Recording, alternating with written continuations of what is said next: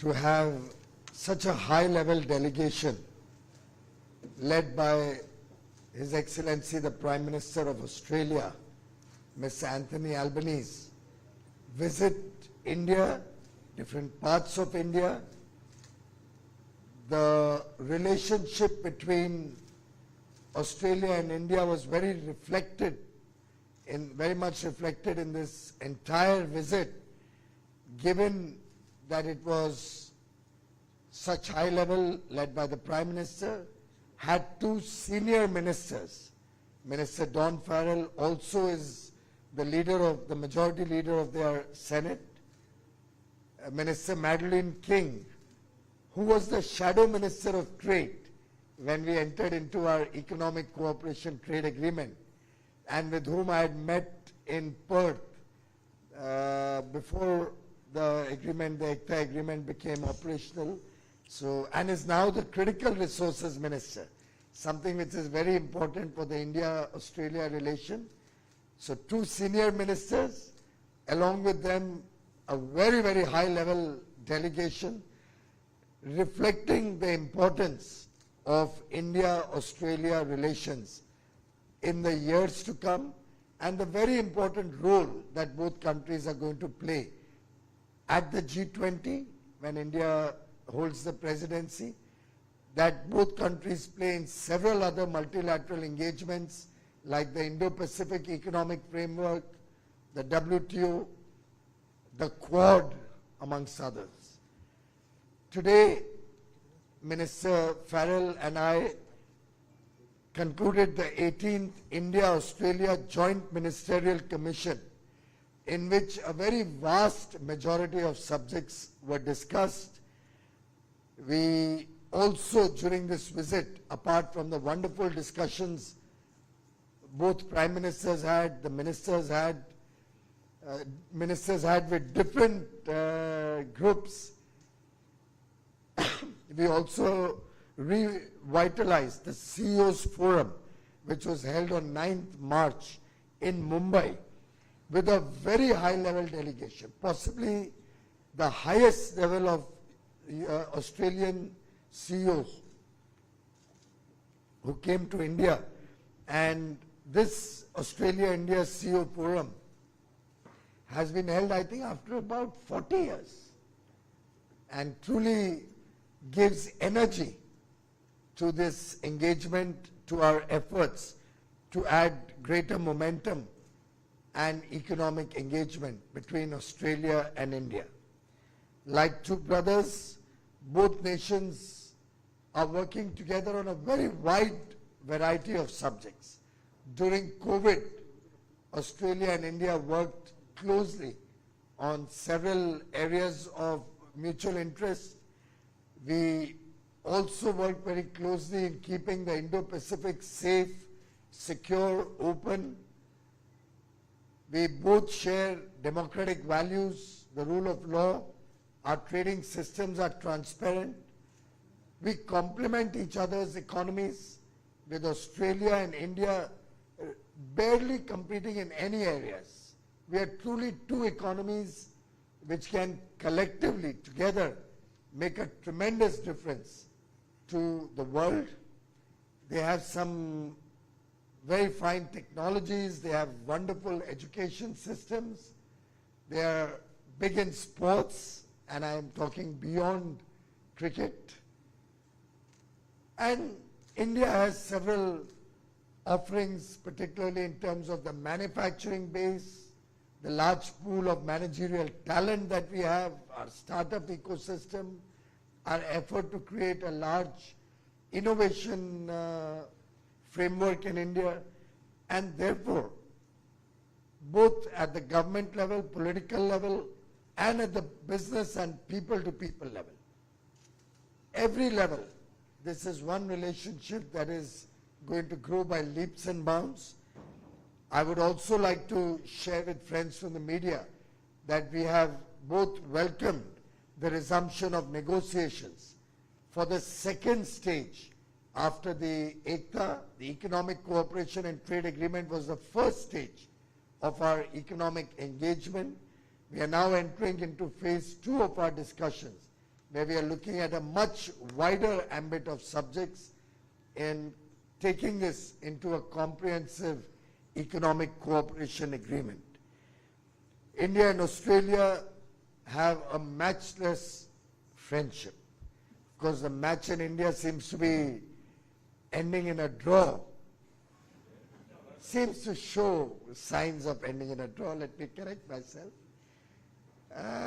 On a lighter note, I was sharing with Dawn, we are 2-1 up in the series, and it's good for us to play it out for a draw after you make 480 runs in the first innings.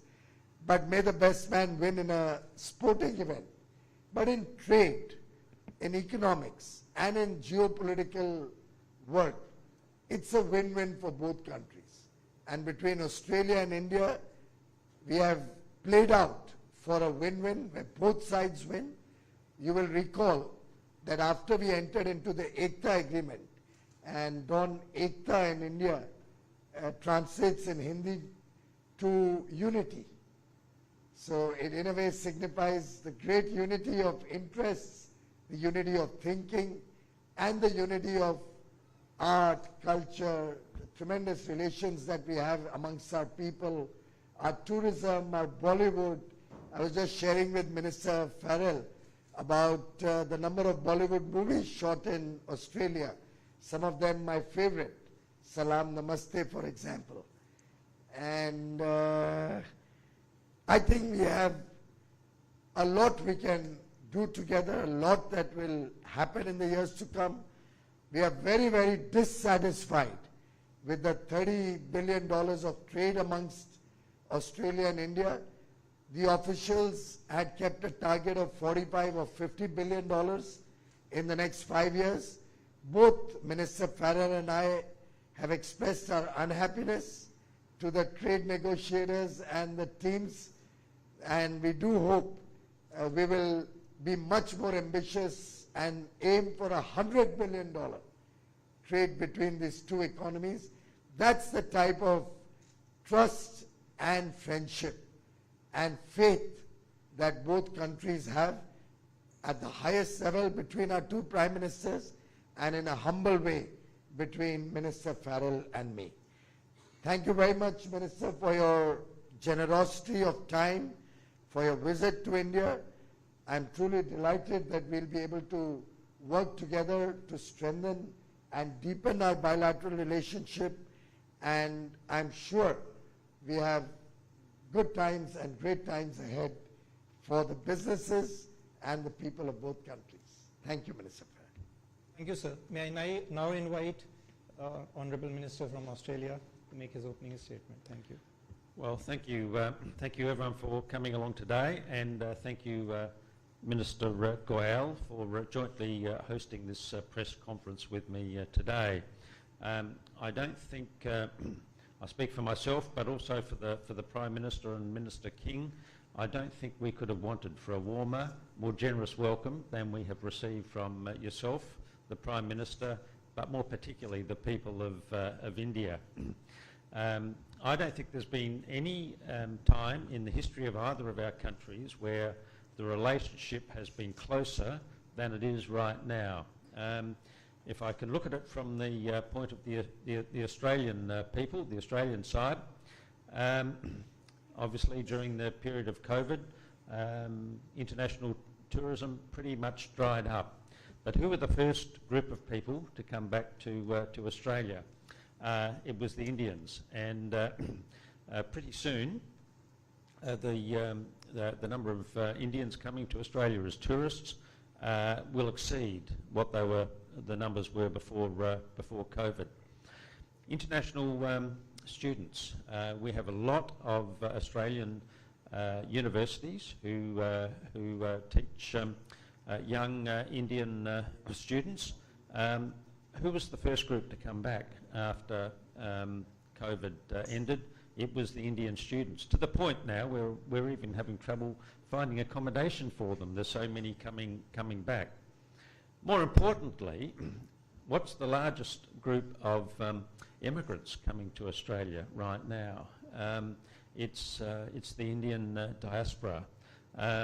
So in every respect, Um, the relationship is building, it's getting closer, and I think as we come out of the period of COVID, the time of COVID, now is the opportunity to do exactly what you said. Build on that first agreement that we made last year. There was some doubt amongst some of the sceptics that Australia could get that agreement through in the time that we did. We got that economic agreement through last year in record time, and we got it through just before Christmas. And I appreciate the fact that as I was texting you to tell you what was going on, you were making sure at your end all of the legal requirements were being met, so that by the end of last year we had that agreement in place. This year we want to go even further than we did last year. We want to build on those ties. You've talked about some of them, the digital trade, the space trade. In a whole lot of areas, we can build on that relationship that we achieved last year, and we can get to that target of $100 billion that you've mentioned. So on behalf of the Prime Minister, myself and Minister King, I just want to thank you for this wonderful hospitality. It's a sign of things to come. We can build on all of the things we did last year, and we can make that relationship even stronger. We know the world is becoming a more dangerous place. We've seen that in the war between Russia and Ukraine. Now's the time for good friends to work together, both in a security sense, but more importantly, from my point of view, and I think from your point of view, an economic sense. We can build on this relationship, and we can achieve that target of $100 billion. Thank you for coming along today, and this will be the first of many times that I come to India. So thank you very much. Thank you, sir. We'll take some questions now. May I request you to raise your hand? Your mic will come to you, and I would like you to, we can begin with Avani. Yeah, okay, we'll begin with you. Sir, I'm Monica from the New Indian Express. Sir, I want to know why textile exports are falling, and how can India become more competitive in textile exports vis-a-vis countries like Bangladesh? Well, I think, first of all, textile exports had a twin problem. Many of the countries were facing foreign exchange problems post the conflict in Ukraine, due to which many destinations had cut down on non-essential imports. For example, we sent 100 containers to Egypt, but they didn't have the foreign exchange to pay for it, so those containers had to come back. So being a discretionary spend, we saw many countries not accepting non-essential goods from outside their territory. Another reason was post-COVID, there was a lot of pent-up demand, and people were purchasing large quantities of products, again discretionary products like textiles, gems and jewelry and all of that. But soon after the Ukraine conflict, inflation went up by leaps and bounds. And due to the growing inflation and the stress in economies which had stopped growing, we saw inventories getting piled up, and people slowed down their procurement until those inventories reduce. I've been engaged with the export promotion councils very regularly, almost I meet them every 3 or 4 weeks. And the latest information is that most of that inventory is now consumed. Economies are starting to get back into shape. I think the world has kind of learned to live with the challenges and crises. And they report to me that once again, textile exports, and the figures also seem to suggest that textile exports are up again. There's a second element to your question. If you recall, cotton exports and yarn exports were at an all-time high last year because of very high prices prevailing across the world. And India being a large producer of cotton, we were able to export large quantities of cotton and yarn. This year around, because of these international problems, prices are quite suppressed. And therefore, export of cotton and yarn is the real number where we also see a lot of dip. We hope to see that also reigniting in the next year starting 1st of April. Finally, as regards Bangladesh, it's a less developed country. So I'm sure you're aware that less developed countries have duty-free access to Europe, to UK, to many other economies, including US. We enjoyed that benefit once upon a time when we were a less developed economy. But as we've moved up the cycle, we are today now a developing economy. The way forward for us will have to be free trade agreements, and which is why we are engaging with many countries around the globe. Australia was an early success, and I thank Minister Farrell for his leadership in getting the agreement through Parliament and all the various stages in a record time. I think it would be the fastest time that any free trade agreement has got approved in the Australian system, with bipartisan support from both parties. It was finalized when another party was in power. It got approved when Don's party came into government. It's a great sign, something which I think is a wake-up call for India in terms of our politics. Though fortunately on economic engagement, we still have bipartisan. We've not seen anything change, even with governments changing in India, in the past also. So we have very similar systems, and I think the free trade agreements will be the way forward. Now we have access in Australia and UAE, duty-free, where we can now compete with any other country. UK, EU, Canada, Israel, potentially GCC soon. All of these are also work in progress and will be the way forward to compete in a situation where a less developed country has certain advantages over the others. Bangladesh also loses that benefit after a couple of years, 2 or 3 years. Also, sir, what kind of investment? Excuse me, we'll take one question at a time, please. Next. Avani, yes, you can. Hello, Avani Dias from the Australian Broadcasting Corporation. Minister Goyal, first for you. Obviously, you're looking to increase trade in the areas of trade. Traditionally, India has been very protective over areas like the agricultural sector. Will you be more open to trade with Australia on areas like that? And Minister Farrell, for you, obviously a lot of room for growth here. What Australian items are you hoping, or new items should I say, are you hoping to trade here in India? Madam, there are always two elements to trade. One is market access, which relates to TBT and SPS requirement and stuff like that. And the other is tariffs. India, by and large, is a very open market on the TBT SPS framework. And there are several areas of mutual interest on both sides, which are under consideration of the agriculture ministries of both sides to resolve SPS and TBT problems. For example, Australian avocado is an area that I think we've already resolved.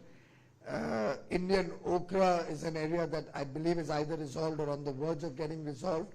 So both sides have different products where market access is being encouraged. Indian pomegranate arils has got resolved.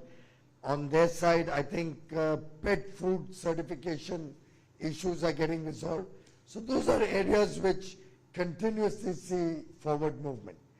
In terms of duty concessions, we were able to come to an agreement on certain concessions, certain quotas, where Australia will be able to get market access in India, where India is an importer and needs some of the products. For example, there was a opening up of some elements of agriculture in the Ekta. With an open mind, we'll be looking at forward movement wherever there are areas of complementarity and mutual benefit. However, having said that, I'm really grateful to the Australian government for their appreciation of the sensitivities around the unfair nature of farming between the two countries.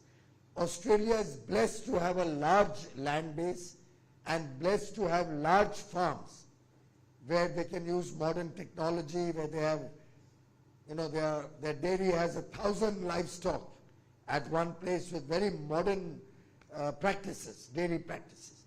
India, on the other hand, has very small farms, with farmers, more than 90% of the farmers being marginal farmers, with very small land holdings, 2 acres, 3 acres, 5 acres is considered good. The maximum a farmer can have in India is around 54 acres, I think. Similarly, our almost 130, 140 million families would have small livestock holding, two or three, and if somebody has more than 3, he's considered a prosperous livestock owner. Therefore, that dairy coming out from there is really subsistence or nutritional value for their family. I must place on record the deep appreciation we have for the Australian people, for the Australian farmers, and for the Australian government, who appreciated this sensitivity. I met with the farmer associations in Perth and discussed with them. And I was truly amazed at their open mind and their ability to see through the very different conditions in which both countries are operating. So having said that, we are looking at win-win opportunities. There are many areas which will open up a lot of potential innovation, space technology, your education systems, your energy, critical energies, your critical minerals that you have, the energy storage systems that are being developed in Australia, defense and sports, so many different areas. So, you know, Michael Porter's whole theory, every country has certain comparative advantages which one leverages on. So our focus between Australia and India has been on leveraging on each other's comparative and competitive advantages to add to trade and add to opportunities for businesses on both sides. Thank you. Yes, please. Amit.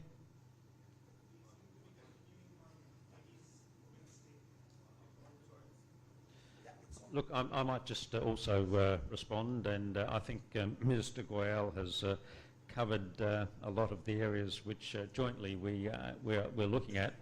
One area that I particularly want to focus on is this issue of critical minerals. Both of our economies are committed to decarbonising.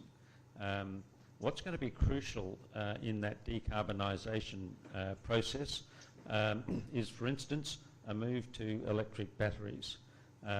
Australia is blessed with either the highest or the second highest reserves of all of the critical minerals that you're going to need to build these electric batteries for these electric cars.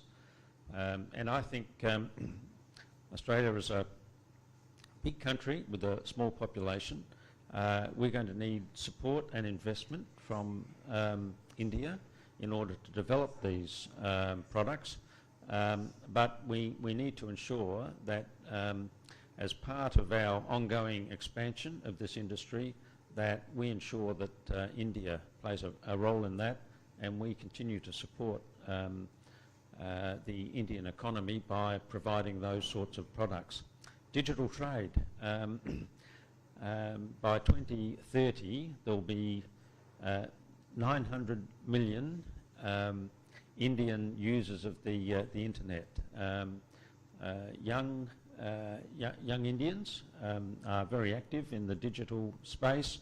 We want to work with you to ensure that Australia gets the benefit of all of the knowledge and development that you're creating in that area.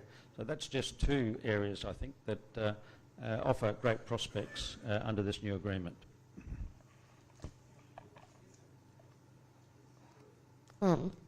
So my question is to the Australian Trade Minister. So I'm Amity, I work for the Hindu Business Line. So Minister Goyal just expressed India's happiness with, you know, the appreciation Australia had shown towards the sensitivities that India has, you know, in the dairy sector and the farming sector. So as you go ahead and you seek to expand the ECTA and negotiate the Comprehensive Economic Cooperation Agreement, what would Australia's aspirations be, especially in the dairy and the agriculture sector? Well, I think we've started the process.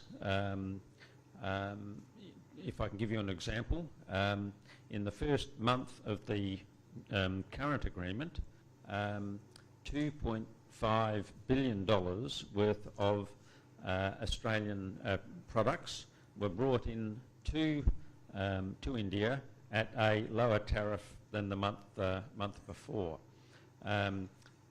We want out of this agreement the maximum flexibility in terms of bringing our products into Australia. Can I just mention one product that I'm familiar with in Australia? Wine. Wine, prior to the agreement coming into force, had a tariff of 150%. Under the agreement, that tariff has dropped to 75%. But we think we can do even better than that under our discussions now. Now, of course, you've got a wine industry. You don't want that wine industry to be swamped by terrific Australian wine. So what's happened during the process of this agreement is that many Australian companies have come to India to help support your industry there, to build up the knowledge and the quality of your wine. So, as the Minister said, this can be a win-win situation. We can get greater access to your markets, but in the process, you can build your own industries. And in that way, both of our countries increase the wealth and the prosperity of our people. Wine, because traditionally for many years, India always held back, oh, we can't open up wines. When we did a deep dive into this, it's very interesting, and I'd like to share it with all the friends here. We found there were only 6,000 farmers growing grape, and the total investment we'd got into the wine industry was under 1,000 crores, probably nearer to 500 crores. So such a large country with so much potential to grow, somehow was not getting an opportunity to grow the industry. Grapes for wine have to have a certain quality. We need technology to make high quality wines. You need to brand them, you need to market them. And the world is a large market of wines. India could actually land up becoming a huge exporter of wines. But somehow in the garb of being protective, we never opened our eyes and mind to what the world's potential was. When I engaged with the wine industry before we finalized Ekta and understood the dimensions at which the wine industry was operating and the size and scale, and we started talking about the potential in the future. If we were to attract Australian winemakers to come to India with their technology, Australian farm associations to come to India with their inputs or ways to make better quality of input product for the wine. If we were able to get their support in marketing the wines worldwide, the sheer fact that we have a large number of people and talent and ability to manufacture at scale would help Australia and India both benefit. It would help both of us take wines together to the rest of the world. And I don't know if any of you was there when we had the final celebratory meeting after the finalization of the agreement, or probably just before that, just before we finalized the agreement. The wine farmers and the winemakers actually spoke at that at length and welcomed this cooperation and said that this is a great step forward, and I do hope in the months to come we'll be able to send our teams from India, from the wine sector, and we'll be able to invite teams from Australia coming in, forging alliances, forging mutual cooperation. Thank you.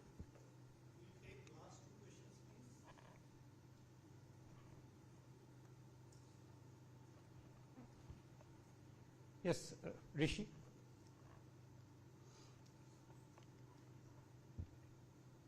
Sir, आपने जिक्र किया एकता जो समझौता है उसके बाद ऐसे कौन से सेक्टर हैं इसमें, जैसे आपने वाइन या ग्रेप्स की बात जिसमें हम और ज़्यादा एक्सप्लोर कर सकते हैं दोनों देशों के अगर दृष्टिकोण से देखें तो?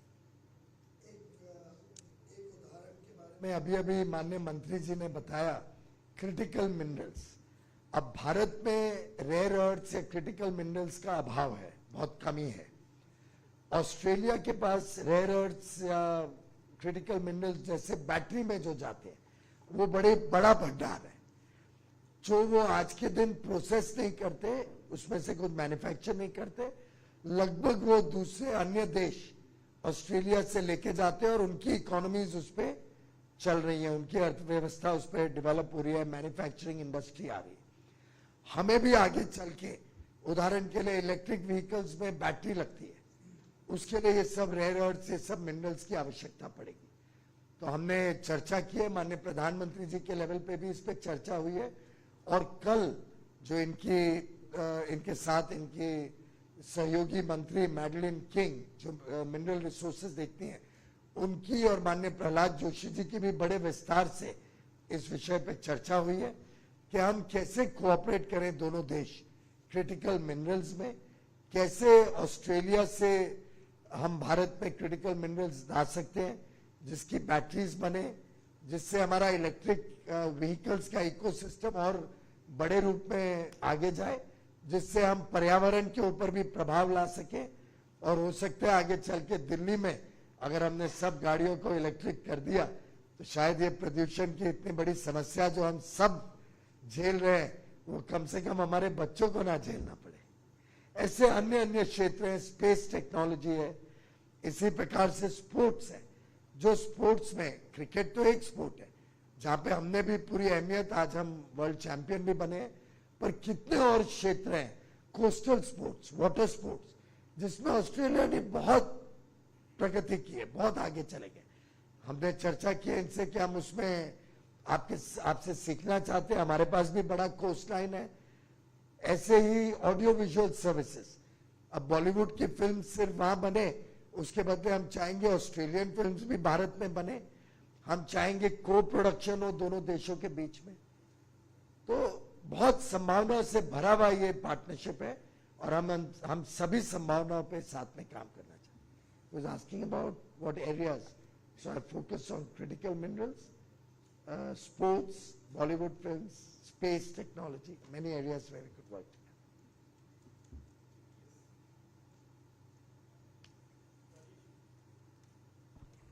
Sir, as part of this SECA negotiations, are we planning to open the ECTA chapters again and include something here or subtract something?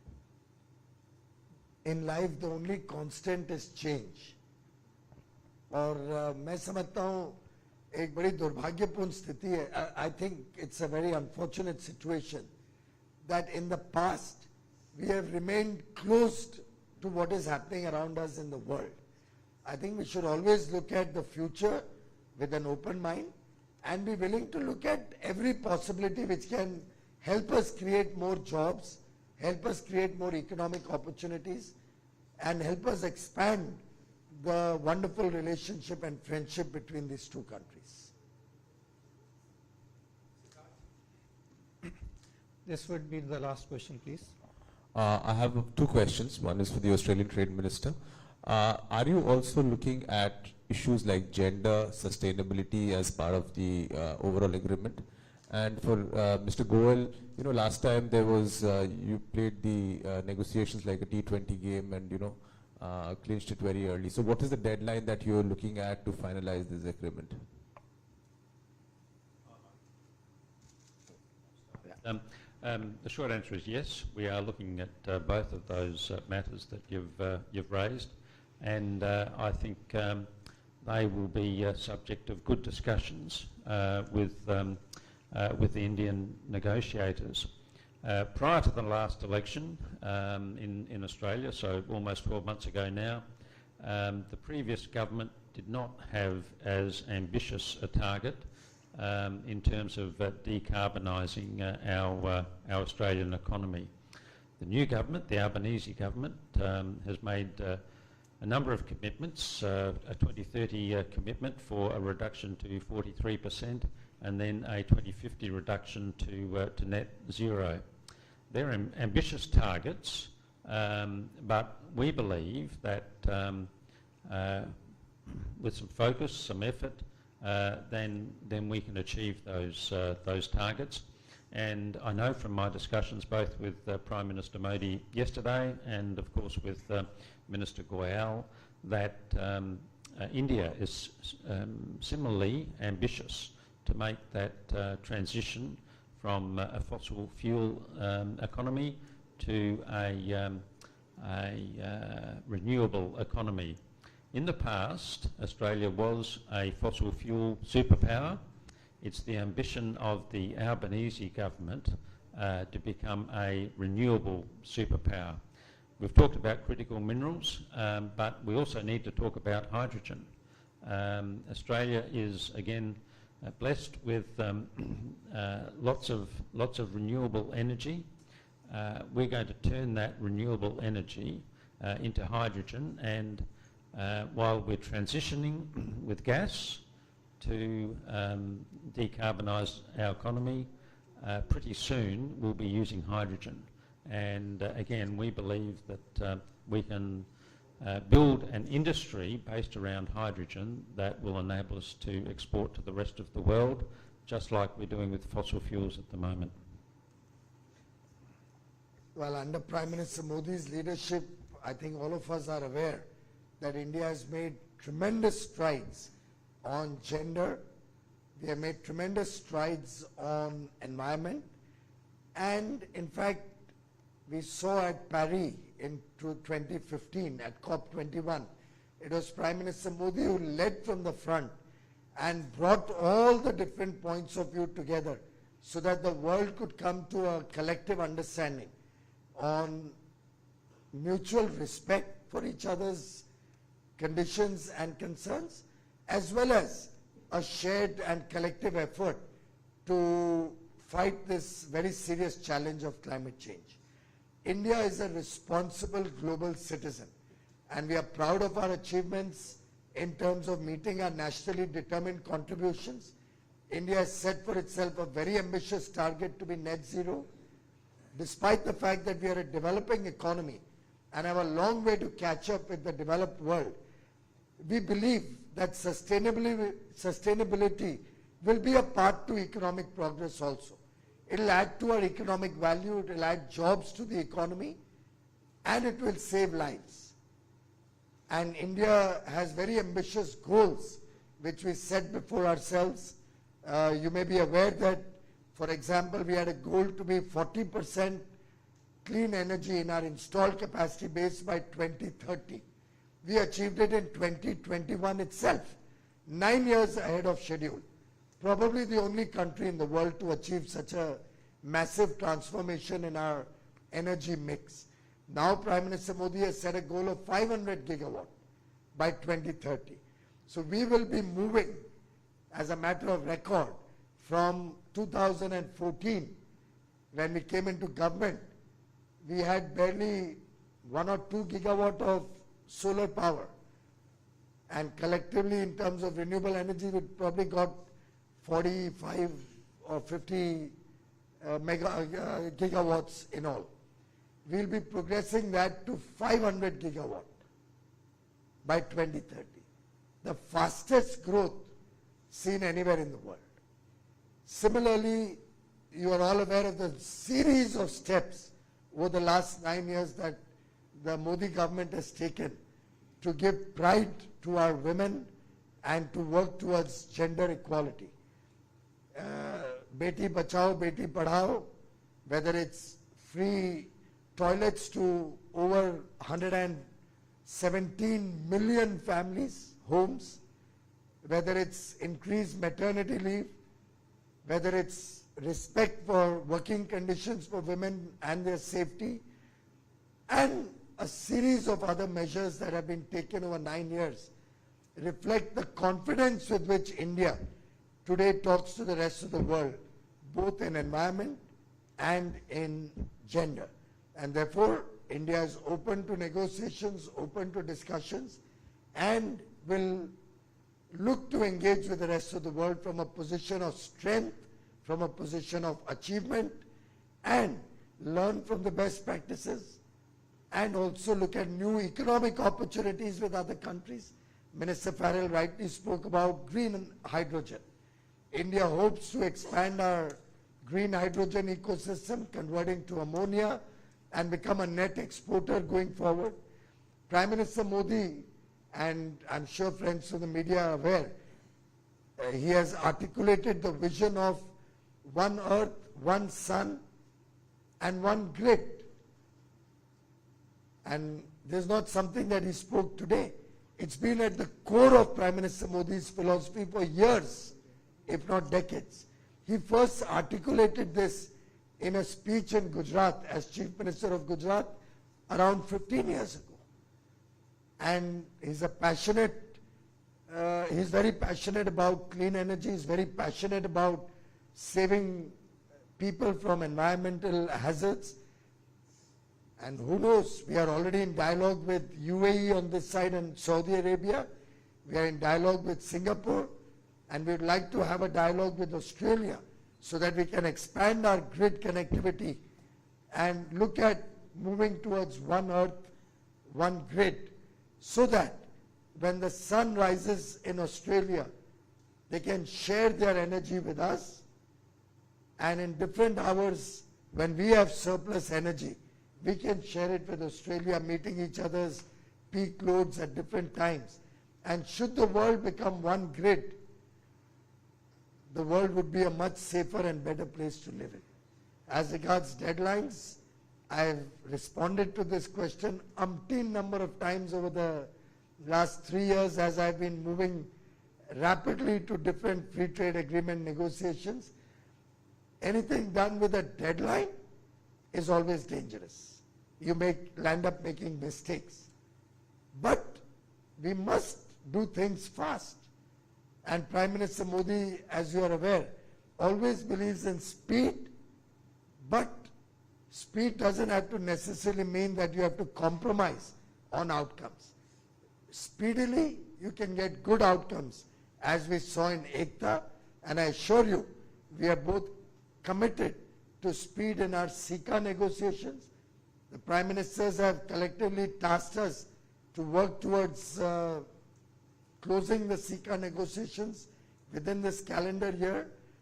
We'd love to do that. We'll work actively and engage in the same spirit in which we engaged in Ekta, and hope for quick outcomes without compromising on quality of outcomes. Thank you.